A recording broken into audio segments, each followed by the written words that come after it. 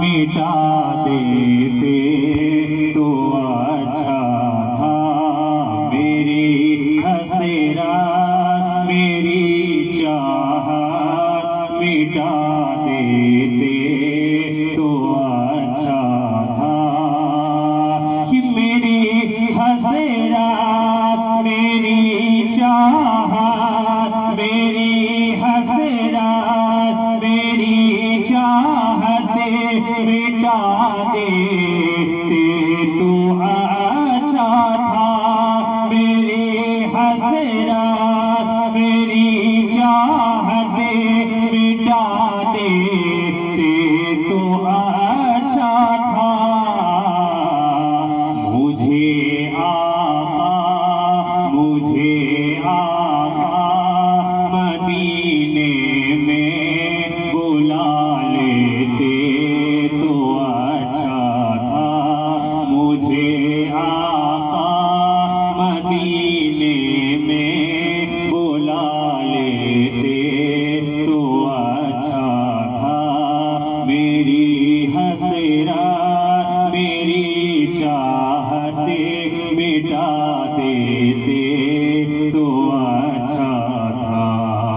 اور یہ بھی شعر آپ حضرات کے حوالے کر رہا ہوں، ملاحظہ کریں کہ وہیں رہتے وہیں جیتے وہیں پر جان دے دیتے، وہیں رہتے وہیں جیتے وہیں پر جان دے دیتے، کہ وہیں رہتے وہیں جیتے وہیں پر جان دے دیتے، وہیں رہتے وہیں جیتے وہیں پر جان دے دیتے،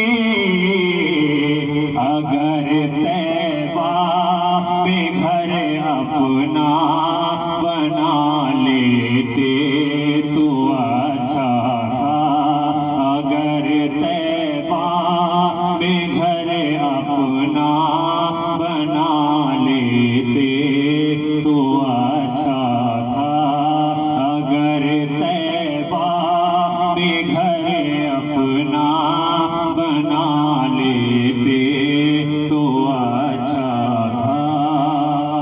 اور یہ شعر بطور خاص علماء کرام کے موجودگی میں آپ تک پہنچا رہا ہوں، ملاحظہ کرنے کے بعد پورا بول دیے سبحان اللہ، کہ ہمیں ویسے ہی دنیا ہمیں ویسے ہی یہ دنیا کسی دن چھوڑ کر جانا، کہ ہمیں ویسے ہی یہ دنیا کسی دن چھوڑ جانا۔ نعرہ تکبیر، نعرہ تکبیر، نعرہ رسالت، علماء اہل سنت، نعرہ تکبیر، نعرہ رسالت۔ لا الہ الا اللہ، بسم اللہ الرحمن الرحیم۔ آپ حضرات سے ملاحظہ کریں، ایک بار پورا مجمع بول دیے سبحان اللہ، کہ ہمیں ویسے ہی یہ دنیا کسی دن چھوڑ جانا ہے، کہ ہمیں ویسے ہی یہ دنیا کسی دن چھوڑ جانا ہے، ہمیں ویسے ہی یہ دنیا کسی دن چھوڑ جانا ہے، اگر یہ جان آقا پر اگر یہ جان آقا پر لٹا دیتے تو اچھا تھا، اگر یہ جان آقا پر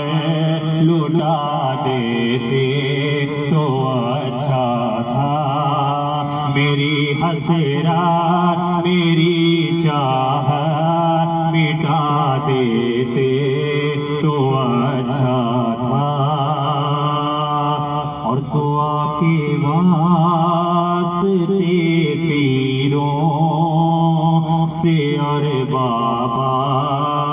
کہتے ہو کہ دعا کے واسطے پیروں سے عباس کہتے ہو دعا کے واسطے پیروں سے عباس کہتے ہو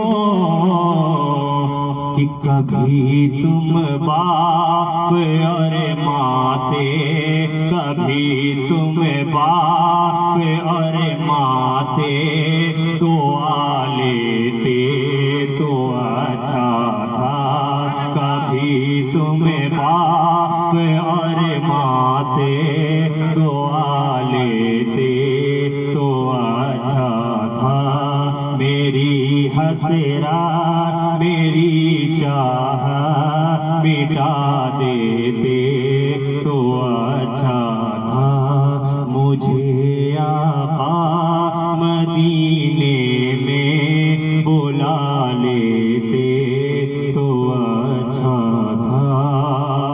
بس 2-3 اشعار آپ حضرات کے حوالے کر رہا ہوں ملاحظہ کر لیں پھر میں اپنی جگہ لوں گا ایک بار پورا مجمع بول دیے سبحان اللہ ذرا دونوں ہاتھوں کو کھڑا کر کے بولیں یا رسول اللہ کہ جانتے ہیں مصطفیٰ کیا چاہیے تیرا محمد سبحان بولے سبحان اللہ کہ جانتے ہیں مصطفیٰ کیا چاہیے جانتے ہیں مصطفیٰ کیا چاہیے کہ جانتے ہیں مصطفیٰ کیا چاہیے ہمیں غلاموں ارے ہمیں غلاموں کو مدینہ چاہیے ہمیں غلاموں کو مدینہ چاہیے جانتے ہیں مصطفیٰ کیا چاہیے اور سارے پھولوں نے یہی مل کر کہا کہ سارے پھولوں نے یہی مل کر کہا کہ سارے پھولوں نے یہی مل کر کہا کیا کہ مجھ کو آقا کا پسینہ چاہیے مجھ کو آقا کا پسینہ چاہیے مجھ کو آقا کا پسینہ چاہیے اور اہل سنت کا یہی اعلان ہے کہ اہل سنت کا یہی اعلان ہے کہ اہل سنت کا یہی اعلان ہے کہ پھر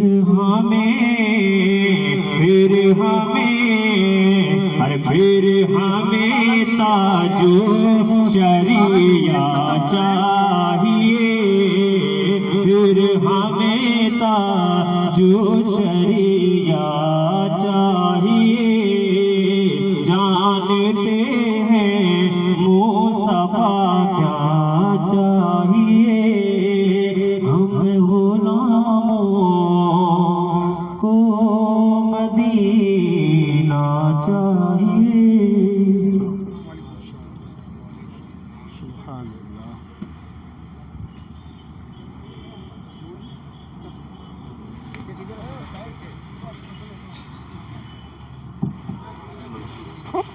الحمدللہ ہمارے حضرت علامہ مولانا مفتی محمود عالم صاحب قبلہ تشریف لا رہے ہیں، ان کا استقبال کیجئے۔ نعرہ تکبیر، نعرہ رسالت، مسلک اعلیٰ حضرت علماء اہل سنت، نعرہ تکبیر۔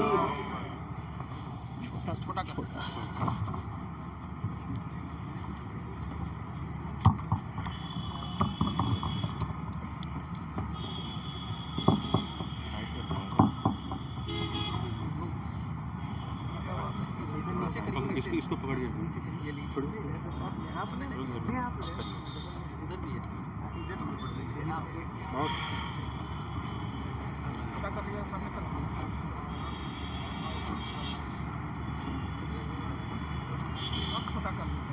اور چھوٹا کر دیں۔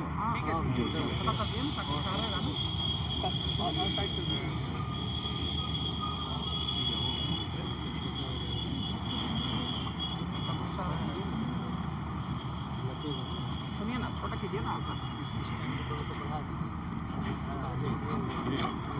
سامنے کیجیے، آپ بیٹھ کیجیے،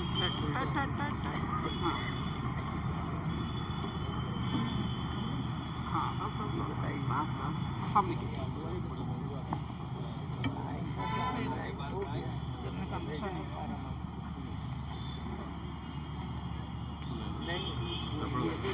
چھوٹا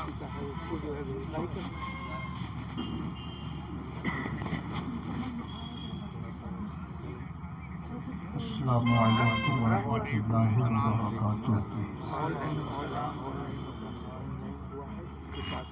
الحمد للہ رب العالمین،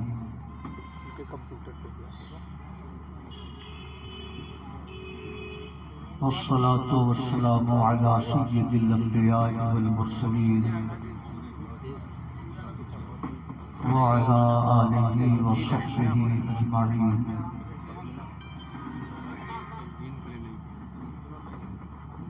اما بعد فاعوذ باللہ من الشیطان الرجیم، بسم اللہ الرحمن الرحیم۔ قد افلح المؤمنون الذین هم فی صلاتهم خاشعون والذین هم عن اللغو معرضون۔ آمنت باللہ صدق اللہ مولانا العظیم وصدق رسولہ النبی الامین الکریم۔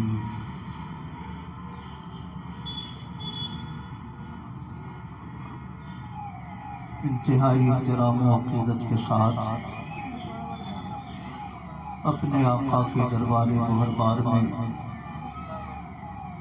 درود و سلام کی نظر پیش کیجیے۔ اللہم صلی علی سیدنا و مولانا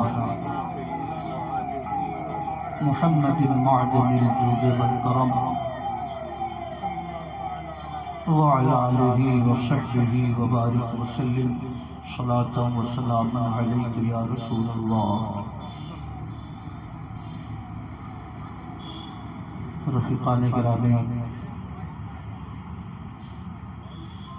آج کی اس بابرکت مجلس کا اہتمام عالی جناب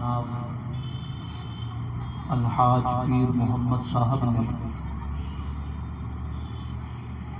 اپنے والدین مرحومین کی سالانہ فاتحے کے موقع پہ کیا ہے۔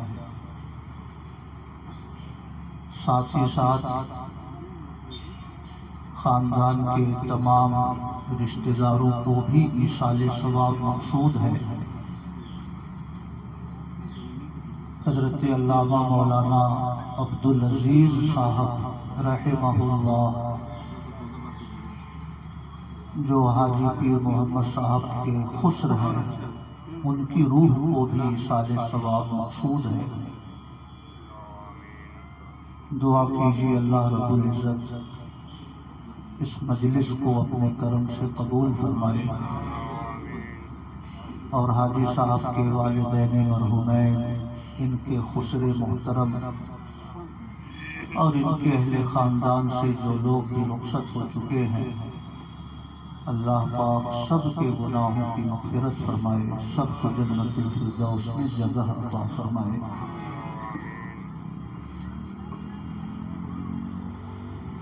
تھوڑی دیر کے لیے میں آپ حضرات کے درمیان حاضر ہوا ہوں۔ انشاءاللہ میرے بعد خطیب شہید حضرت علامہ مولانا نذیر القادری صاحب کا بھی بیان ہوگا۔ ان کے بعد شہزادہ حضور نصیر ملت حضرت علامہ مولانا حافظ و قاری مسعود رضا صاحب زیدہ مجدہم کا بھی خطاب ہوگا، اور پھر انشاءاللہ مخدوم گرامی قدر حضور نصیر ملت صاحب قبلہ متجلہ العالی کی دعا پر اس مجلس کا اختتام ہوگا۔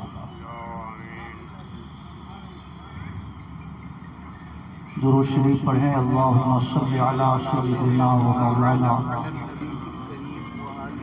محمد معدن الجود والکرم وعلی آلہ وصحبہ وبارک وسلم، صلاۃ و سلام علیک یا رسول اللہ۔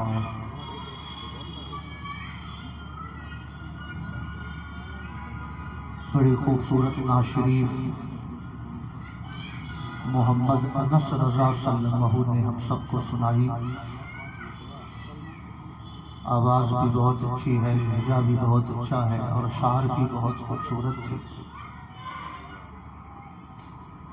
آج کل طویل نعت خوانی پر بڑے مسئلے کھڑے ہو رہے ہیں جگہ جگہ، اور بہت ساری جگہوں پہ بدمزگی بھی پیدا ہو رہی ہے۔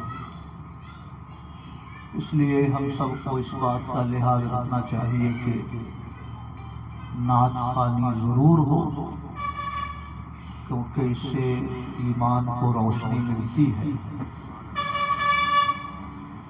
البتہ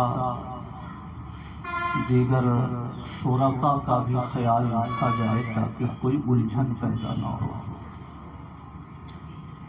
درود شریف پڑھیں۔ اللہم صلی علی سیدنا و مولانا محمد معدن الجود والکرم وعلی آلہ وصحبہ وبارک وسلم، صلاۃ و سلام علیک یا رسول اللہ۔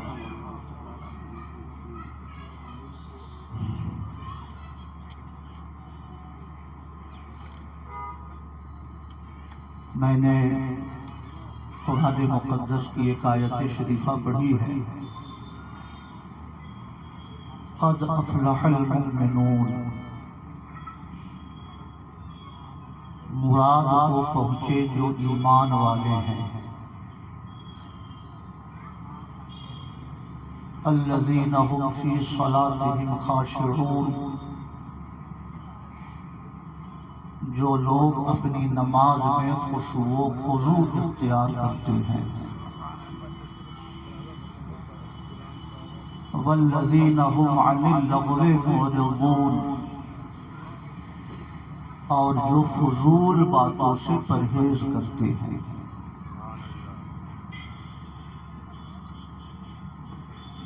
ایمان والوں کی کئی نشانیاں اور کئی صفات اس آیت شریفہ میں بیان کی گئی ہیں، ان پہ تھوڑی سی روشنی ڈال کر میں آپ حضرات سے رخصت ہو جاؤں گا۔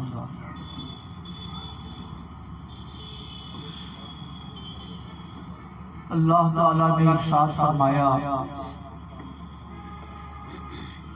قد افلح المؤمنون، مراد کو پہنچے وہ لوگ جو ایمان والے ہیں۔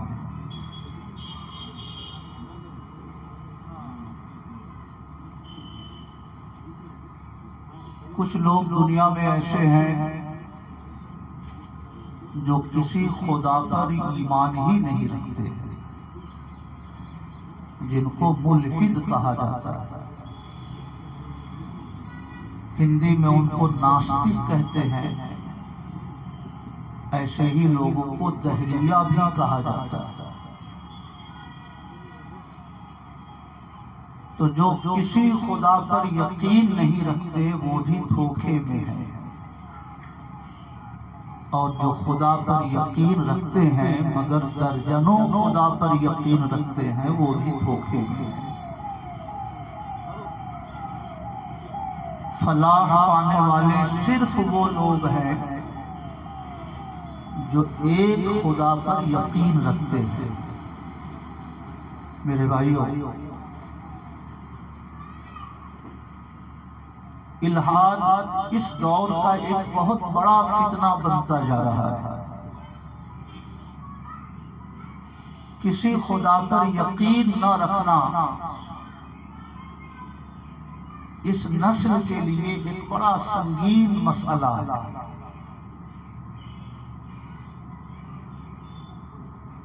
فلمی دنیا کا کوئی جاوید ہے، اس نے کسی ندوی مولوی سے اسی معاملے پہ مناظرہ کیا کہ خدا موجود ہے یا نہیں ہے،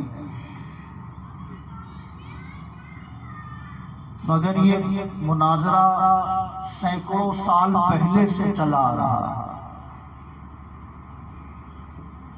امام اعظم ابو حنیفہ رضی اللہ تعالی عنہ، ہم اور آپ جن کی تقلید کرتے ہیں،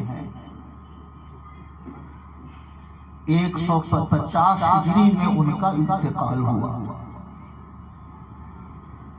صحابی نہیں ہے بلکہ تابعی ہے، کئی صحابہ سے ان کی ملاقات ہوئی۔ ان کے عہد میں بھی ایسے لوگ تھے جو کسی خدا کا اقرار نہیں کرتے تھے۔ امام اعظم ابو حنیفہ سے مناظرہ طے ہوا، ایک جگہ طے ہوئی کہ آپ اپنی دلیلوں سے ثابت کیجئے کہ خدا موجود ہے، اور ملحدوں نے کہا کہ ہم ثابت کریں گے کہ خدا موجود نہیں ہے۔ وقت طے ہو گیا، جگہ طے ہو گئی، مگر وقت مقرر پر امام اعظم ابو حنیفہ بہت تاخیر سے پہنچے۔ ملحدوں نے آپس میں خوشی منانی شروع کر دی کہ لگتا ہے امام ابو حنیفہ کو یقین ہو گیا کہ ہم خدا کے وجود پر دلیل نہ دے سکیں گے، اس لیے انہوں نے مناظرہ سے غائب رہنے میں ہی عافیت سمجھی ہے۔ بہت دیر کے بعد امام اعظم پہنچے۔ لوگوں نے کہا کہ حضور بہت تاخیر ہو گئی آپ کو آنے میں یہاں۔ کہا ہاں، چلا تو تھا میں اپنے وقت ہی پر گھر سے، مگر میرے گھر اور اس مقام کے درمیان ایک ندی پڑتی ہے۔ میں جب ندی کے پاس آیا تو وہاں کوئی کشتی نہیں تھی۔ میں بڑا پریشان تھا کہ ندی کیسے پار کروں، مناظرے کی جگہ پہ کیسے پہنچوں۔ اچانک میں نے دیکھا کہ ندی کے کنارے ایک درخت تھا، وہ خود بخود کٹ کے گر گیا۔ اس کے پٹرے خود بخود تیار ہو گئے، پھر سارے پٹرے آپس میں جڑ گئے، کشتی بن گئی۔ وہ کشتی خود سے ندی میں پہنچ گئی۔ درخت کے کٹنے میں، پٹروں کے تیار ہونے میں، کشتی بننے میں تھوڑی تاخیر ہوئی۔ اسی کشتی پہ بیٹھ کر میں یہاں آ رہا ہوں۔ تو جتنے ملحدین تھے انہوں نے کہا کہ آپ ایسی باتیں کر رہے ہیں، آپ تو بڑے ہوش مند ہیں، آپ کی عقل اور آپ کے فہم و شعور پر پوری دنیا کو بھروسہ ہے، پھر یہ کیسے ہو سکتا ہے درخت خود سے کٹ جائے، درخت کے پٹرے خود سے جدا ہو جائیں، پٹرے آپس میں جڑ کر کشتی بن جائے، اور کشتی خود سے ندی میں آ جائے اور بغیر کسی ملاح کے مسافروں کو ندی کے آر پار لے جانے لگے، یہ کیسے ہو سکتا ہے؟ یہ کیسی باتیں آپ کر رہے ہیں؟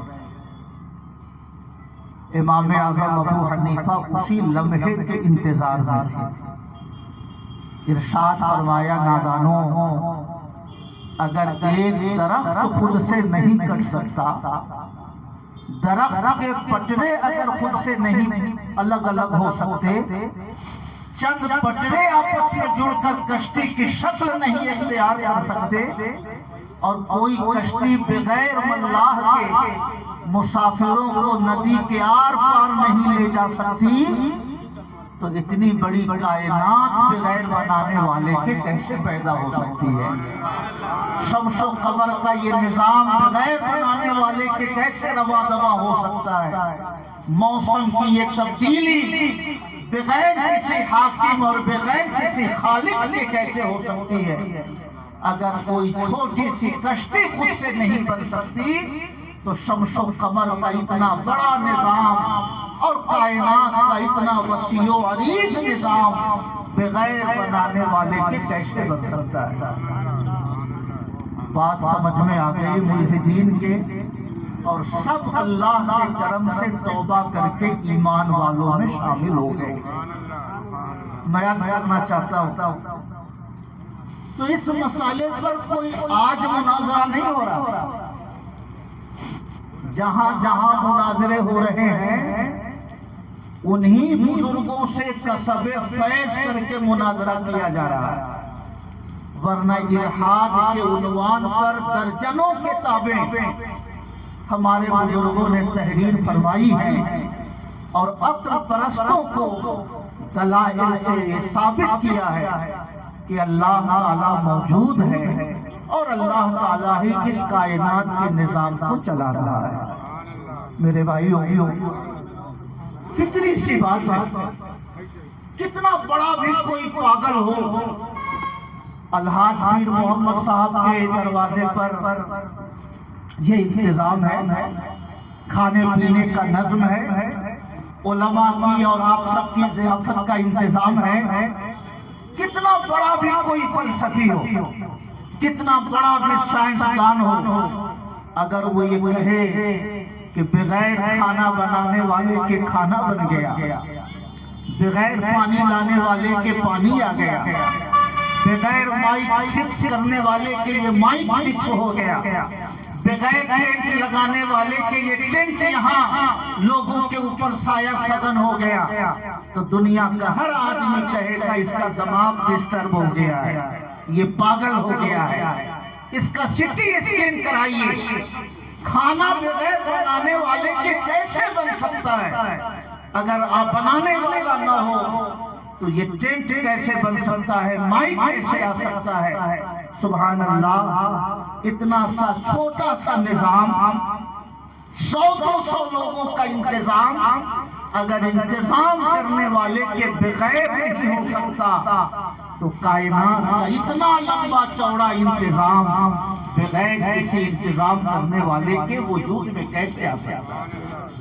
اس لیے میرے بھائیوں، میں آپ سے عرض کرنا چاہتا ہوں، جو کسی خدا کے وجود کا اقرار ہی نہیں کرتے وہ بھی دھوکے میں ہے، اور جو کئی خدا کا اقرار کرتے ہیں وہ بھی دھوکے میں ہے۔ قد افلح المؤمنون، مراد کو پہنچنے والے، منزل تک رسائی حاصل کرنے والے صرف وہ لوگ ہیں جو ایک خدا کے وجود پر یقین رکھا کرتے ہیں۔ سبحان اللہ۔ کسی بزرگ سے منقول ہے، غالباً امام شافعی رحمت اللہ علیہ سے، کسی بڑھیا کو چرخہ گھماتے ہوئے دیکھا، دھاگا کاٹتے ہوئے دیکھا، روئی کو ایسے ہاتھ سے بن کر لوگ دھاگا تیار کرتے تھے، اسی دھاگے سے کپڑے بنتے تھے، اس لیے کھادی بندار کا کپڑا آج بھی بہت موٹا موٹا ہوتا ہے۔ تو کسی عورت کو دیکھا کہ وہ چرخہ چلا رہی ہے اور دھاگے کاٹ رہی ہے، تو امام شافعی نے پوچھا کہ بوڑھی ماں، صرف چرخا ہی چلا رہی ہو یا کچھ غور فکر بھی کرتی ہو؟ کہا کیا غور کرنا ہے؟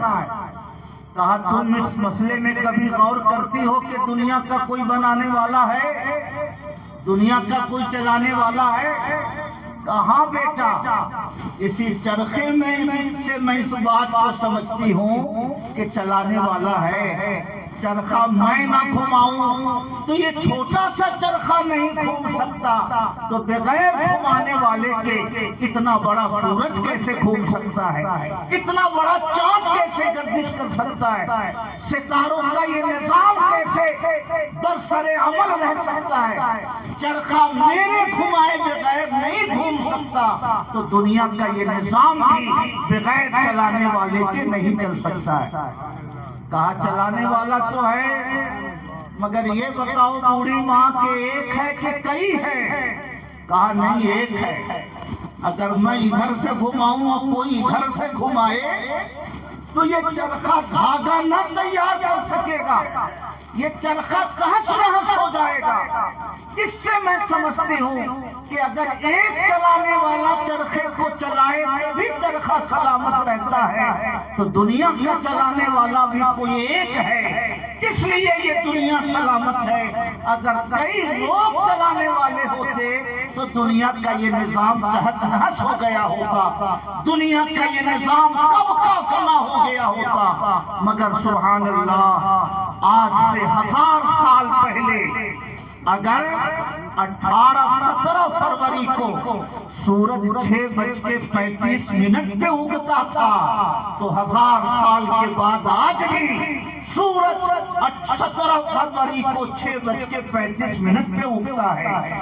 اگر 1000 سال پہلے سورج 17 فروری کو 6:50 پہ ڈوبتا تھا تو 1000 سال کے بعد آج بھی سورج 17 فروری کو 6:50 پہ ڈوب رہا ہے۔ یہ اس بات کی دلیل ہے کہ کوئی ایک بنانے والا ہے، ایک چلانے والا ہے۔ دنیا کا جو نظام اس نے وضع کر دیا ہے، سورج اس کا بھی پابند ہے، چاند اس کا بھی پابند ہے، شمس و قمر کا یہ نظام اسی سسٹم کے اعتبار سے اپنا سفر طے کر رہے ہیں۔ اگر دنیا کو کنٹرول کرنے والی کئی ذات ہوتی، ایک خدا کہتا ٹھنڈک زیادہ ہے، سورج کو تھوڑا سر کے قریب آنا چاہیے، دوسرا خدا کہتا نہیں، ٹھنڈک تھوڑی اور رہے تاکہ سوٹر بیچنے والوں کا کاروبار تھوڑا چل جائے، سورج ادھر ہی دکن کی طرف رہنا چاہیے۔ ایک خدا کہتا زید کو خوشحال رہنا چاہیے، بیٹی کی شادی ہے، دوسرا خدا کہتا نہیں، مالدار ہوگا تو گمراہ ہو جائے گا، اس کو ابھی غریب رہنا چاہیے۔ میرے بھائیوں، نہ زید امیر رہ پاتا، نہ غریب رہ پاتا، نہ گرمی باقی رہ پاتی، نہ سردی باقی رہ پاتی، مگر سبحان اللہ، بارش اگر جولائی میں ہوتی تھی 5000 سال پہلے، تو آج بھی بارش عمومی طور سے جولائی میں ہوتی ہے۔ گرمی اگر مئی میں آتی تھی 1000 سال پہلے، تو 1000 سال کے بعد آج بھی گرمی مئی اور جون میں ہی آتی ہے۔ جاڑا اگر جنوری اور دسمبر میں آتا تھا تو 5000 سال کے بعد آج بھی ٹھنڈک اسی دسمبر اور جنوری میں آتی ہے۔ کس نے دنیا کو ایک نظام کا پابند کر رکھا ہے؟ اسی طاقت کو اور اسی ذات کو ایمان والے اللہ تعالیٰ کہا کرتے ہیں۔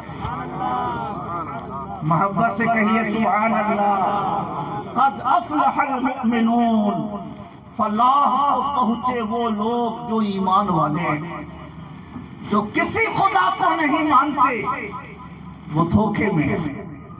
میرے بھائیوں، یہ اتنا لمبا عنوان ہے کہ سارا ٹائم اس پہ ختم ہو جائے گا، مگر مجھے دیگر علماء کی بھی گفتگو سننی ہے، ان کی دعائیں لینی ہے، اس لیے میں آپ کا وقت ضائع نہیں کروں گا۔ آپ اپنی تخلیق میں غور کریں۔ پانی کے چند قطرے ایک جسم سے جدا ہو کر دوسرے جسم میں پہنچتے ہیں، 40 دنوں تک پانی پانی رہتا ہے، 41ویں دن وہ پانی خون میں بدل جاتا ہے، 40 دنوں تک وہ خون کی شکل میں رہتا ہے. 40 دنوں کے بعد خون کے وہ قطرے گوشت کے لوتھڑے میں بدل جاتے ہیں. 40 دنوں تک پانی رہا، 40 دنوں تک خون رہا، 40 دنوں تک گوشت کا لوتھڑا رہا. جب 120 دن گزر گئے، 4 مہینے گزر گئے، تو رحم مادر پر جو فرشتہ مقرر ہے اللہ اسے حکم دیتا ہے کہ گوشت کے لوتھڑے میں جا کر زندگی ڈال دو، اس میں روح ڈال دو. سبحان اللہ. اب اس کے اندر زندگی ڈال دی جاتی ہے. میں آپ سے عرض کرنا چاہتا ہوں، بڑے بڑے فریزر تیار ہو چکے ہیں. آپ سیب کا جوس نکال کر 100 سال تک کسی فریزر میں رکھ دو، مگر سیب کا جوس سڑ کے خراب تو ہو سکتا ہے، مگر سیب کا جوس 2 مہینے کے بعد ناریل کا جوس بن جائے، ناریل کا جوس 6 مہینے کے بعد انگور کے عرق میں بدل جائے، انگور کا عرق سال بھر کے بعد ٹماٹر کا جوس بن جائے. یہ تبدیلی کبھی نہیں ہو سکتی ہے. آپ 1000 جتن کر لیں، سیب کا عرق رہے گا، وہ انگور کے جوس میں کنورٹ نہیں ہو سکتا. اس کے اندر کوئی ایسی تبدیلی نہیں ہو سکتی جو کبھی اس شکل میں، کبھی اس شکل میں، کبھی اس شکل میں رکھے. مگر سبحان اللہ، 40 دنوں تک پانی کے قطرے کو کوئی ذات ہے جو پانی کی شکل میں اس کی حفاظت فرماتا ہے. کوئی ذات ہے جس نے اس کا نظام بنا رکھا ہے. 40 دنوں تک وہ پانی رہتا ہے، پھر خون بن جاتا ہے، خون کے بعد گوشت کے لوتھڑے میں بدل جاتا ہے، گوشت کے لوتھڑے میں روح ڈال دی جاتی ہے. اب سبحان اللہ، کہیں آنکھ اگ رہی ہے، کہیں پاؤں اگ رہا ہے، کہیں ہاتھ فکس ہو رہا ہے، کہیں اس کے اندر چوک بن رہا ہے، کہیں ان میں لیور فٹ ہو رہا ہے، کہیں اس میں کڈنی پیدا ہو رہی ہے، کہیں اس کے اندر ہارٹ تیار ہو رہا ہے، کہیں اس کے اندر پھیپھڑا بن رہا ہے. میں آپ سے عرض کرنا چاہتا ہوں، پانی کے چند قطرے ہیں، مگر اس کو کون یہ کمال دیتا ہے؟ جہاں پاؤں اگنا ہے پاؤں وہیں اگتا ہے، سر کے پاس پاؤں کسی کے جسم میں نہیں اگتا. آنکھ سر کے سامنے اگتی ہے، کبھی بھی آنکھ گھٹنے کے پاس نہیں اگتی. کڈنی جسم کے نیچے والے حصے میں پیدا ہوتی ہے، کبھی ایسا نہیں ہوتا کہ کڈنی سینے کے اوپر پیدا ہو جائے. میں آپ سے عرض کرنا چاہتا ہوں، اپنی زندگی کے نظام کو، اپنی تخلیق کے نظام میں غور کرو، تمہیں خود بخود اس نتیجے تک پہنچنے میں بہت آسانی ہو جائے گی کہ انسان خود دنیا میں نہیں آتا. کوئی ذات ہے جو اس کی آنکھیں بناتی ہے، کوئی ذات ہے جو اس کے جسم کے اندر دماغ پیدا کرتی ہے، کوئی ذات ہے جو اس کی آنکھوں کے اندر بینائی پیدا کرتی ہے، کوئی ذات ہے جو اس کی بے زبان زبان کے اندر بولنے کی قوت دیتی ہے. انکار کرنے والے انکار کرتے رہے، مگر ہمارا وجود خود اس بات کی دلیل ہے کہ کوئی پیدا کرنے والا ہے جس نے میرے وجود کو ماں کے شکم کے اندر ایک منظم سسٹم کے ساتھ پیدا فرمایا ہے. کہیے سبحان اللہ، اور محبت سے کہیے سبحان اللہ. میں آپ سے عرض کرنا چاہتا ہوں، آپ ذرا غور کریں کتنا شاندار جسم اللہ نے آپ کو عطا فرمایا. اگر آنکھیں ہوں، روشنی نہ ہو تو آپ 1000 جتن کر لیں، روشنی نہیں آ سکتی. ایسے بھی ڈاکٹر ہیں جو خود دوسرے کی آنکھوں کا علاج کرتے ہیں، مگر ان کی آنکھوں کی روشنی چلی گئی. 80 ہزار روپے کا انجیکشن لیا، مگر آنکھ کی روشنی واپس نہ آ سکی. دماغ اللہ نے آپ کو دیا، اگر دماغ کی ایک نس ڈسٹرب ہو جائے آپ کروڑوں روپے خرچ کر دیجئے مگر آپ کا دماغ کبھی سوچنے کے لائق نہیں ہو سکتا. آپ کے جسم کی کوئی ایک نس متاثر ہو جائے آپ اربوں روپے لگا دیجئے مگر اس نس کا کوئی متبادل نظام آپ اپنے جسم کے اندر پیدا نہیں کر سکتے. اس لیے میرے بھائیوں دنیا والے جو خدا کے وجود کا انکار کرتے ہیں وہ دنیا کے سب سے بڑے بے وقوف لوگ ہیں. ایک آلو کو فریزر میں رکھ کر اسے ٹماٹر بنا کے دکھلاؤ, ایک ٹماٹر کو فریزر میں رکھ کر اسے کیلا بنا کے دکھلاؤ, ایک کیلا کو 1000 سال تک مشین میں رکھ کر اسے تربوز کی شکل میں بدل کے دکھلاؤ. اگر ایک آلو کیلا نہیں بن سکتا, ایک ٹماٹر اگر خربوز میں نہیں تبدیل ہو سکتا تو کوئی تو ہے جو پانی کے قطروں سے انسان بنا دیتا ہے, پانی کے قطروں سے آنکھ کی روشنی پیدا کر دیتا ہے, اسی پانی کے قطرے میں بولنے کی قوت دے دیتا ہے, اسی پانی کے قطرے میں جسم کو کنٹرول کرنے والا ایک سافٹ ویئر اس کے دماغ میں فکس کر دیتا ہے. کوئی تو ہے جو اس کے جسم کے اندر 2.5 کروڑ نسیں پیدا کر دیتا ہے. کوئی نس اگر ڈسٹرب ہو جائے انسان کے لیے چلنا مشکل ہو جاتا ہے, بیٹھنا مشکل ہو جاتا ہے. بغیر پیدا کرنے والے کے اگر خوشنور صاحب کا چشمہ نہیں بن سکتا تو اتنا بڑا سورج اور اتنی بڑی کائنات کیسے بن سکتی؟ سمجھ رہے میری بات؟ قد افلح المؤمنون, فلاح کو پہنچے وہ لوگ جو ایمان والے ہیں, جو خدا کے وجود کا انکار کرتے ہیں.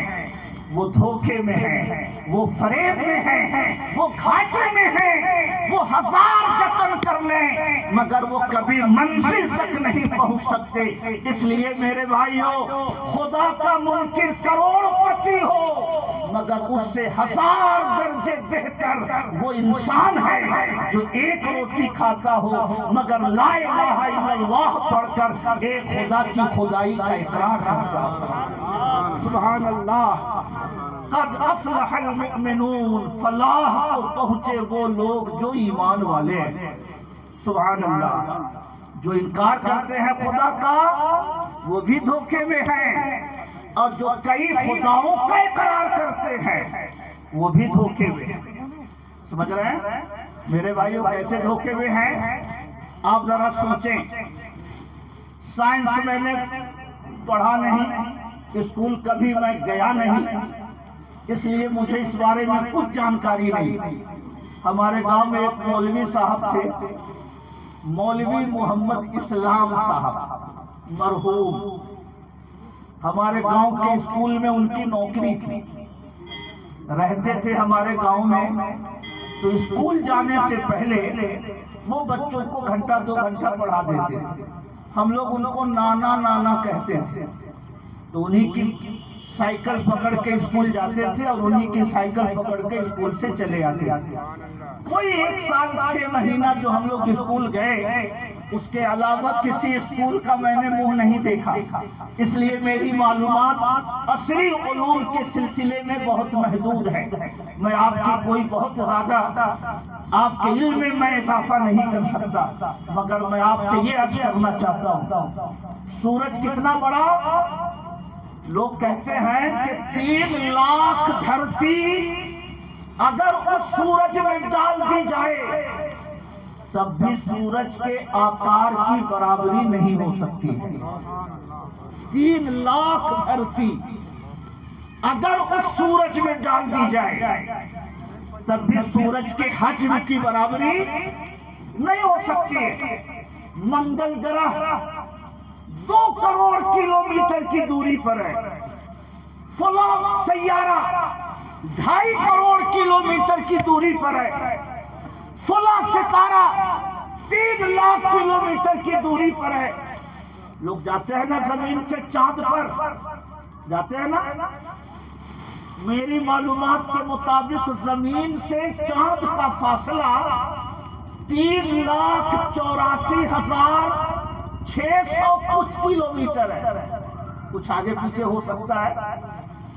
3,84,000 کچھ 100 کلومیٹر زمین سے چاند کی دوری ہے.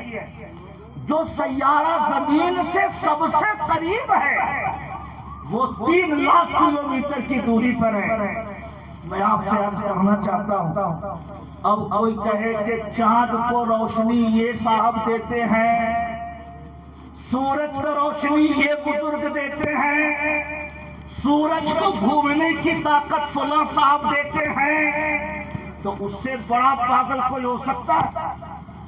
جو انسان اپنی جیکٹ نہ سنبھال سکے، جو آدمی اپنی ٹوٹی ہوئی چپل نہ درست کر سکے، جو آدمی چشمے کے بغیر 4 کلومیٹر نہ دیکھ سکے، کوئی یہ سوچتا ہو کہ فلاں انسان 3,84,000 کلومیٹر کی دوری پر جو چاند ہے اس کو سنبھالے ہوا ہے، 2.5 کروڑ کلومیٹر کی دوری پہ جو سورج ہے اس کو فلاں انسان نے سنبھال رکھا ہے، تو اس سے بڑا مغرور اس دنیا میں کوئی نہیں ہو سکتا ہے. اس لیے میں آپ سے عرض کرنا چاہتا ہوں، جو کسی خدا کا اقرار ہی نہیں کرتے وہ بھی دھوکے میں ہیں، اور جو خدا کا اقرار کرتے ہیں مگر اسے بھی خدا مانتے ہیں، اسے بھی خدا مانتے ہیں، اس کی الوہیت کا بھی اقرار کرتے ہیں، اس کی الوہیت کا بھی اقرار کرتے ہیں، جو شرک میں مبتلا ہیں وہ بھی دھوکے میں ہیں. فلاح پانے والے صرف وہ لوگ ہیں جو ایک خدا کے اوپر ایمان اور یقین رکھا کرتے ہیں. قد افلح المؤمنون، فلاح کو پہنچے وہ لوگ جو ایمان والے ہیں. سبحان اللہ.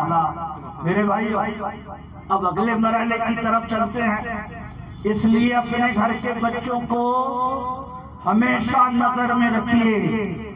کسی ملحد کی تقریر تو نہیں سنتا، کسی ناصح کی گفتگو سے متاثر تو نہیں ہو رہا، کسی زہریہ کے شکوک و شبہات اس کے ایمان اور یقین کی بنیادوں کو کمزور تو نہیں کر رہے. آج سوشل میڈیا نئی نسل کے لیے ایک سنگین فتنہ بن چکی ہے. اس لیے اپنی اولاد کے کپڑے کا جیسے خیال رکھتے ہو، اپنی اولاد کے کھانے پینے کا جیسے خیال رکھتے ہو، اپنی اولاد کے لیے مکان بنانے کی جیسے فکر کرتے ہو، ویسے ہی اس بات کا بھی خیال رکھو کہ بیٹا ایمان کی راہوں پہ قائم ہے یا نہیں، بیٹا سوشل میڈیا کے ذریعے کسی الہاد مدد کی فکر سے متاثر تو نہیں ہو رہا ہے. اس لیے بچوں کے ساتھ آئیے، بچوں کے ساتھ بیٹھیے، بچوں کے ساتھ اپنے خیالات کو شیئر کیجیے، بچوں کی پریشانیوں کو سنیے اور اس کے دل میں ایمان اور یقین کی روشنی پیدا کیجیے. باپ اور بیٹے کے درمیان سوشل میڈیا کی وجہ سے جو گیپ بڑھتا جا رہا ہے، اس گیپ نے ہماری نئی نسل کے لیے بہت سارے سنگین مسائل کھڑے کر دیے. سمجھ رہے ہیں؟ نماز پڑھیے تو بچے کو بھی لے کے جائیے، بیٹا چلو نماز پڑھنے چلتے ہیں. حضور نصیر ملت سے ملنے آئیے، بیٹا چلو حضور نصیر ملت کی زیارت کرتے ہیں. قرآن لے کے بیٹھیے، بیٹے کو بیٹھائیے، بیٹا یہ خدا کی بھیجی ہوئی کتاب ہے، میں یہ پڑھتا ہوں تم یہ پارہ پڑھو. اپنی نسل کو اپنے ساتھ جوڑو، ورنہ سوشل میڈیا وہ سنگین خطرہ ہے نئی نسل کے لیے جس نے ہمارے لیے شکوک و شبہات کے دروازے بہت کشادہ کر دیے ہیں. اپنی نسل کو یہ باور کراؤ کہ جو خدا کا انکار کرتے ہیں وہ بھی گھاٹے میں ہیں، اور جو کئی خداؤں کا اقرار کرتے ہیں وہ بھی گھاٹے میں ہیں. فلاح پانے والے صرف وہ لوگ ہیں جو ایک خدا کے وجود پر کامل یقین رکھا کرتے ہیں. قد افلح المؤمنون، فلاح کو پہنچے، منزل کو پہنچے وہ لوگ جو ایمان والے ہیں. اور اگلی آیت میں اللہ تعالیٰ فرماتا ہے الذین هم فی صلاتهم خاشعون، فلاح کو پہنچے وہ لوگ جو نماز خشوع و خضوع سے پڑھتے ہیں. سمجھ رہے ہیں؟ नमाज खुशबू खुशबू से पढ़ते हैं। इबादत खालिक की है तो तवज्जो खालिक की तरफ रहे। इबादत खालिक की है तो हमारे दिल की तवज्जो खालिक की तरफ रहे। ये तवज्जो जितनी बढ़ती जाएगी खुशबू खुशबू बढ़ता जाएगा। जिस्म खड़ा हो नमाज में मगर हिसाब कर रहे हो दुकान का, जिस्म खड़ा हो नमाज में मगर आपके जहन में घूम रहा हो कोई दुनिया का मसाला। आप खड़े हो नमाज में मगर सोच रहे हो फलां से पैसा लेना है, फलां को पैसा देना है, तो ये जाहिरी नमाज तो कहलाएगी मगर खुशू खुशू वाली नमाज नहीं कहलाएगी। इसलिए मेरे भाइयों, मुराद को पहुंचने वाले वो लोग हैं जो अल्लाह पर ईमान रखते हैं और नमाज पढ़ते हैं और नमाज सिर्फ अल्लाह के लिए पढ़ते हैं, खुशू खुशू के साथ नमाजें पढ़ते हैं। समझ रहे? हजरत मालिक इब्ने दीनार जब नमाज के लिए खड़े होते रंग जर्द हो जाता, आंखें खौफ के मारे फैल जाती। लोग कहते हुजूर किस कदर खौफ आपके ऊपर कैसे तारी हो जाता है। इरशाद फरमाते, मैं जब नमाज के लिए खड़ा होता हूँ तो मैं सोचता हूँ कि मेरा ये पैर पैर सिरात के ऊपर है। मैं ये सोचता हूँ कि मैं अपने रब के हुजूर खड़ा हूँ। मैं ये सोचता हूँ कि ये मेरी जिंदगी की आखिरी नमाज है, इसके बाद मुझे नमाज का मौका मिले कि न मिले। इसलिए जब मैं नमाज के लिए खड़ा होता हूँ तो मैं ये सोचकर खड़ा होता हूँ कि ये मेरी जिंदगी की लास्ट नमाज है। इसलिए नमाज में मेरे ऊपर बहुत खौफ तारी होता है। समझ रहे हैं मेरे भाई? इसलिए मैं आपसे अर्ज करना चाहता हूँ, नमाज खालिक की इबादत है, इसलिए तवज्जो भी खालिक की तरफ रहे। हजरत अली मुर्तजा या बाद साहबा के बारे में मनकूल है, किसी जंग में तीर लग गया, इतना शदीद जख्म आया कि उस तीर को निकालने में बड़ी दुश्वारी हो रही थी। मगर उन्होंने कहा कि जब मैं नमाज के लिए खड़े हो जाऊं तो तुम तीर निकाल लेना। अल्लाह अकबर कह के खड़े हुए, लोगों ने तीर खींच लिया मगर कोई तकलीफ उन्हें महसूस नहीं हुई। नमाज के बाद लोगों ने पूछा, हुजूर इतना शदीद जख्म कि हम आम हालात में तीर को खींचने की हिम्मत नहीं कर पा रहे थे और नमाज में खड़े हुए तो हमने तीर आराम से निकाल लिया। फरमाया, मैं इस तसव्वुर में डूब जाता हूँ कि मैं अपने रब के हुजूर खड़ा हूँ, मैं अपने रब के अनवारों तजल्लियात का मुशाहदा कर रहा हूँ, और जब मैं इस तसव्वुर में डूब जाता हूँ तो फिर दुनिया की कोई तकलीफ मेरे लिए कोई माना नहीं रखा करती। कहिए सुभान अल्लाह। इसलिए मेरे भाइयों, ईमान के बाद सबसे पहला मरहला फलाह पाने के लिए क्या है? नमाज है। कद अफलहल मुमिनून, मंजिल को पहुंचे वो लोग जो ईमान वाले हैं। वल्लज़ीना हुम फी सलातिहिम खाशिऊन, और मुराद को पहुंचे वो लोग जो अपनी नमाज में खुशू व खुजू इख्तियार करते हैं। कहिए सुभान अल्लाह। और तीसरी आयत में अल्लाह ताला फरमाता है, वल्लज़ीना हुम अनिल लग़्वी मुरिदून, फलाह को पहुंचे वो लोग जो फजूल चीजों से परहेज करते हैं। किससे परहेज करते हैं? फजूल चीजों से। ये फजूल चीज क्या है मेरे भाइयों? किसी जमाने में फजूल चीज की अलग अलग तशरीह होती रही हो, मगर आज के अहद में फजूल चीज की सबसे आला शक्ल सोशल मीडिया है। फजूल चीज की सबसे आला शक्ल क्या है? सोशल मीडिया है। मेरे भाइयों, फजूल किसको कहते हैं? फजूल कहते हैं हर वो काम जिससे न दुनिया का फायदा हो न दीन का फायदा हो, उसको फजूल कहते हैं। मैं आपसे पूछना चाहता हूँ, आपने फेसबुक खोल लिया, کبھی لندن کی خبر تو کبھی آسٹریلیا کی خبر تو کبھی الجزائر کا ویڈیو تو کبھی نیپال کا کوئی ویڈیو تو کبھی نیوزی لینڈ کا کرکٹ تو کبھی آسٹریلیا کی کرکٹ دیکھے جا رہے ہیں اس سے آپ کو دنیا میں کیا ملے گا اور آخرت میں کیا ملے گا؟ آپ کا کون سا بھلا اس سے ہو رہا ہے؟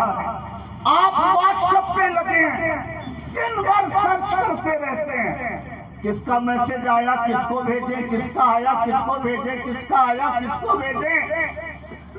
آج کی دنیا میں سب سے غیر ضروری چیز یہ سوشل میڈیا ہے۔ اس لیے میرے بھائیوں، فلاح پانے کے لیے تیسری چیز کا ذکر جو اللہ نے فرمایا، وَالَّذِينَ هُمْ عَنِ اللَّغْوِ مُعْرِضُونَ، فلاح کو پہنچے وہ لوگ جو فضول چیزوں سے پرہیز کرتے ہیں۔ کہیے سبحان اللہ۔ اور اس سلسلے میں ہم سب کے لیے حضور حافظ ملت کی ذات ایک روشن آئینہ ہے۔ حضور حافظ ملت کی ذات ہم لوگوں کے لیے روشن آئینہ ہے، ہر لمحے کا بہتر استعمال فرماتے تھے۔ ایک بار چلے ہاوڑہ سے شاہ گنج کے لیے، خانوادہ بیت الانوار کی ایک بڑی علمی شخصیت گزری ہے، حضرت علامہ مولانا مبین الہدیٰ صاحب رحمہ اللہ ساتھ میں تھے۔ جب شاہ گنج پہنچے تو حضور حافظ ملت نے پوچھا، مبین سفر کیسا گزرا؟ سب لوگ کھڑے ہو کر حضرت کا استقبال کیا۔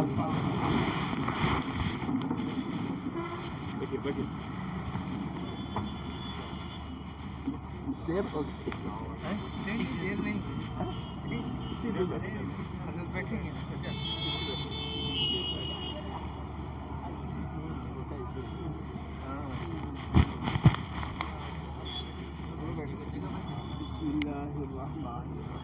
اس میں تشریف رکھے کرسی پہ ہی تشریف رکھے جی، اس کا آرام رہے جی، ہو گیا آرام، اسی پہ آرام رہے۔ ابھی تو تقریر شروع ہوئی ہے جی جی تشریف رکھیے، تشریف رکھیے۔ ایک اور کرسی منگوایا ہے۔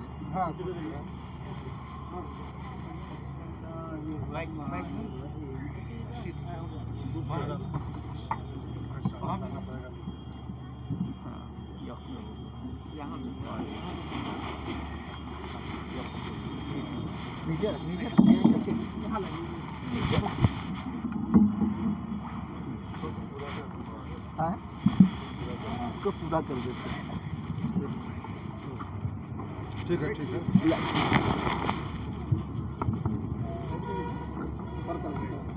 درود شریف پڑھیں، اللہم صلی علی سیدنا و مولانا محمد معدن الجود والکرم وعلی آلہ وصحبہ وبارک وسلم، صلاۃ و سلام علیک یا رسول اللہ۔ فیضان حضور حافظ ملت، حضور نصیر ملت قدس ذلہ العالی تشریف فرما ہے۔ آپ حضرت کے چہرے کی زیارت کیجیے۔ 2-3 منٹ میں اپنی گفتگو ختم کرتا ہوں۔ جب شاہ گنج پہنچے تو حضور حافظ ملت نے پوچھا، مبین سفر کیسا رہا؟ کہا حضور سفر بہت اچھا رہا، آپ کی دعاؤں کے سائے میں سفر ہوا، اس سے بہتر اور کیا ہو سکتا ہے؟ حضور حافظ ملت نے فرمایا، نہیں، میں یہ پوچھ رہا ہوں کہ کچھ پڑھا وڑھا راستے میں؟ ایک شیخ اپنے مرید کی تربیت کیسے کرتا ہے؟ ایک پیر اپنے مرید کے باطن کو کیسے نکھارتا ہے؟ کہا کچھ سفر میں کچھ پڑھا لکھا؟ اب خاموش ہو گئے۔ طالب علمی کا زمانہ، نوعمری کا زمانہ، ہر آدمی کے لیے بے فکری کا زمانہ ہوتا ہے۔ حضور حافظ ملت نے کیسے سکھایا طریقہ؟ فرمایا، الحمدللہ ہاوڑہ میں ٹرین پر بیٹھنے کے بعد عبدالعزیز نے قرآن پڑھنا شروع کیا، اور اللہ کی توفیق سے یہاں پہنچتے پہنچتے اللہ نے مجھے ایک ختم قرآن پڑھنے کی توفیق عطا فرمائی۔ سبحان اللہ۔ ٹرین کے سفر میں کتنے لوگ آپ کو ملیں گے؟ ٹائم پاس اور آج کل کا تو سب سے بڑا ٹائم پاس موبائل ہے. کوئی کام نہ ملے فیس بک کھول کے بیٹھ جائیے, کوئی کام نہ ملے واٹس ایپ کھول کے بیٹھ جائیے, کچھ نہ ملے تو یوٹیوب آپ کی خدمت کے لیے حاضر ہے. ایک اوسط سروے کے مطابق ہندوستانی نوجوانوں کا 6 گھنٹہ سوشل میڈیا پہ گزرتا ہے. 6 گھنٹہ. میرے بھائیوں میں آپ سے عرض کرنا چاہتا ہوں, آپ کی زندگی میں اس سے نتیجہ کیا نکلتا ہے؟ آپ 2 گھنٹے یوٹیوب دیکھتے ہیں, آپ اپنے دماغ کو غیر ضروری معلومات کے کچرے سے بھرتے ہیں. اس سے نہ آپ کو روٹی ملتی ہے, نہ اس سے آپ کے مکان کی دیوار کھڑی ہوتی ہے, نہ اس سے آپ کی آخرت کا کوئی سرمایہ جمع ہوتا ہے. ہر وہ کام جو جس میں نہ دنیا کا کوئی فائدہ ہو نہ آخرت کا کوئی فائدہ ہو, اسے فضول کہتے ہیں. اللہ تعالیٰ فرماتا ہے وَالَّذِينَ هُمْ عَنِ اللَّغْوِ مُعْرِضُونَ, فلاح کو پہنچے وہ لوگ جو فضول چیزوں سے پرہیز کرتے ہیں. کہیے سبحان اللہ. ایک بڑے بزرگ گزرے ہیں, حضرت شیخ معروف کرخی. کیا نام ہے؟ شیخ معروف کرخی. بغداد شریف میں مزار ہے. اتنے بڑے بزرگ کہ غوث اعظم رضی اللہ تعالیٰ عنہ ان کے مزار پر چلہ کے لیے تشریف لے جاتے تھے. غوث اعظم پیدا ہوئے 470 ہجری میں اور شیخ معروف کرخی کا انتقال ہوا 200 ہجری میں. یعنی غوث اعظم سے 350 سال پہلے کے یہ بزرگ ہیں. سبحان اللہ. فرماتے تھے اللہ تعالیٰ کی ناراضگی کی سب سے بڑی علامت یہ ہے کہ اللہ آپ کو ان کاموں میں لگا دے جو کام غیر ضروری ہے. غیر ضروری کاموں میں اگر آپ کو مبتلا کر دیا گیا تو یہ اشارہ ہے کہ اللہ تعالیٰ آپ سے ناراض ہے. ہر لمحہ اللہ کے ذکر و فکر میں گزارتے تھے. ایک بار مونچھ ترشوانے گئے حجام کے یہاں. حجام نے قینچی چلانی چاہی مگر یہ اس وقت بھی کچھ نہ کچھ پڑھتے رہے. سبحان اللہ سبحان اللہ. پڑھنے کی وجہ سے ہونٹ ہل رہا تھا. حجام نے کہا حضور اگر آپ اس طرح کچھ پڑھتے رہیں گے ہونٹ ہلتا رہے گا تو میں آپ کا بال نہ تراش سکوں گا. شیخ معروف کرخی نے فرمایا سبحان اللہ انت تعمل وانا لم اعمل. تم اپنا کام کر رہے ہو اور میں اپنا کام نہ کروں. تمہارا کام ہے حجامت بنانا, تم اپنے کام میں لگے ہو اور میں اپنا کام چھوڑ دوں. اس لیے بال بنانا ہو بناؤ, نہ بنانا ہو نہ بناؤ, مگر اللہ کی تسبیح جو میرا مشغلہ ہے میں اس مشغلے سے اپنے زبان کو کبھی نہیں روک سکتا. کہیے سبحان اللہ. کیا شان اللہ نے دی تھی. امام شافعی رحمت اللہ علیہ فرماتے تھے قبر معروف الکرخی تریاق مجرب لإجابت الدعاء. معروف کرخی کی قبر دعاؤں کی قبولیت کے لیے تریاق مجرب ہے. جو دعا کہیں قبول نہ ہوتی ہو ان کی قبر پہ جا کے دعا مانگو تو وہ دعا اللہ کے فضل سے ضرور قبول ہوتی ہے. سبحان اللہ. اس لیے میرے بھائیوں ہم سب کے لیے کوئی بہت مشکل چیز نہیں ہے. حضور حافظ ملت کی زندگی کو اپنے لیے نمونہ بنا لیجئے. آپ کی زندگی کو نکھرنے کے لیے بہترین راستہ مل جائے گا. 18 کتابیں پڑھاتے تھے جس میں سب سے چھوٹی کتاب مسلم الثبوت ہوتی تھی. 18 کتابیں پڑھاتے تھے. ایک کلاس کے لڑکے پڑھ کے گئے, اب اپنی تلاوت میں مصروف ہو گئے. پھر دوسرے کلاس کے لڑکے آئے, پھر پڑھانا شروع کیا. لڑکے گئے, پھر تلاوت میں مشغول ہو گئے. تیسرے درجے کے لڑکے آئے, پڑھانا شروع کیا. پھر لوٹ گئے, تلاوت میں مشغول ہو گئے. مبارک پور سے چلے تو قرآن پڑھتے ہوئے چلے, لوٹے تو قرآن پڑھتے ہوئے لوٹے. انتقال کے بعد جب جنازہ نکلا مبارک پور شہر سے, سڑک کے دونوں کنارے مسلم غیر مسلم سب احترام میں کھڑے ہو گئے. لوگوں نے کہا یہ تو ہمارے دھرم گرو ہیں, آپ لوگ کیوں کھڑے ہو گئے؟ کہا سنو, 40 سال سے اسی راستے سے میں انہیں آتے جاتے دیکھ رہا ہوں, کبھی دکان کی طرف جھانکتے نہیں دیکھا, کبھی کسی عورت کی طرف نظر اٹھاتے نہیں دیکھا. چلے تو قرآن پڑھتے چلے, لوٹے تو قرآن پڑھتے ہوئے لوٹے. اس لیے یہ صرف آپ کے دھرم گرو نہیں ہے, یہ پوری دنیا انسانیت کے لیے رہنما ہے, سب کے لیے یہ دھرم گرو ہے. کہیے سبحان اللہ. مگر ہماری زندگی کتنی ویران ہے. کبھی پکنک کے لیے جاتے ہیں, دن بھر ادھر گزر گیا. کبھی ہاتھی نالا گئے, دن وہاں گزر گیا. کچھ نہ صحیح تو دوستوں کو بیٹھا لیا, شکوا شکایت شروع ہو گئی, دن گزر گیا. کچھ نہ صحیح ہوٹل پہ بیٹھ گئے, پورے ریمو کوٹ کا بایو ڈاٹا سنا دیا, دن گزر گیا. کچھ نہ صحیح موبائل لے کے بیٹھ گئے, دن گزر گیا. میں آپ سے عرض کرنا چاہتا ہوں, فلاح کو پانے کے لیے ایمان یہ پہلی شرط ہے, نمازوں کی پابندی یہ دوسری شرط ہے, اور فضول چیزوں سے اپنے آپ کو بچانا اور اپنے وقت کو اللہ کے ذکر میں لگانا یہ فلاح کے لیے تیسری شرط ہے. میرے بھائیو, رمضان یہ زندگی کو بدلنے کا مہینہ ہے. شہزادہ حضور نصیر ملت عمرہ کے لیے جانے لگے تو کہنے لگے کہ میں نے طے کر لیا ہے کہ موبائل ہوٹل ہی پہ چھوڑ کے جاؤں گا طواف کے لیے, وہاں موبائل سے میں دور رہوں گا. اس لیے ہم لوگ کم سے کم یہ تو طے کر لیں کہ رمضان میں موبائل سے دور رہوں گا, رمضان میں فیس بک سے دور رہوں گا, رمضان میں یوٹیوب سے دور رہوں گا, رمضان میں واٹس ایپ سے دور رہوں گا. جو وقت بچے ایک آیت صحیح پڑھتے جائیے, ایک درود شریف پڑھتے جائیے, 100-200 بار کلمہ طیبہ پڑھتے جائیے. یہ سال بھر کے لیے مومنوں کے لیے روحانی ٹریننگ کا مہینہ ہے.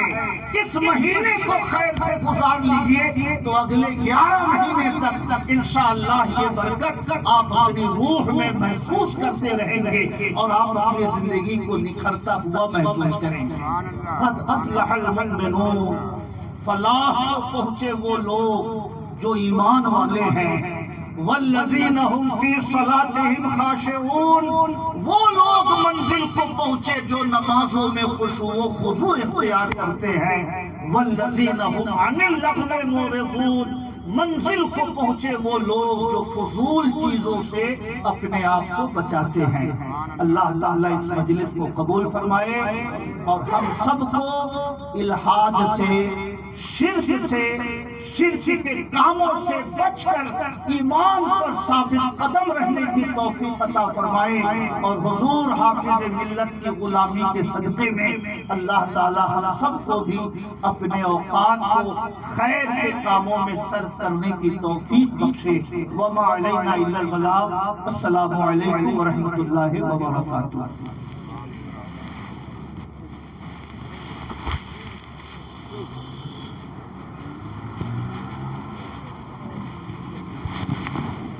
سبحان اللہ, سبحان اللہ. آپ بہت اچھے, بڑی ہی سنجیدگی کے ساتھ آپ واعظ فرما رہے تھے.